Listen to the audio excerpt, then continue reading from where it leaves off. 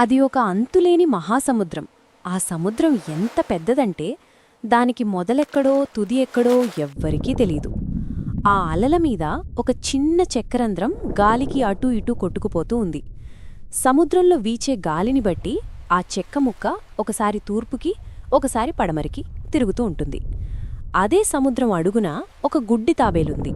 దానికి కళ్ళు కనిపించవు. ఆ తాబేలు 100 సంవత్సరాలకొక్కసారి మాత్రమే సముద్రం పైకి వస్తుంది. కేవలం ఒక్క క్షణంపాటు తన తలని నీటిపైకుంచి మళ్లీ లోపలికి వెళ్ళిపోతుంది.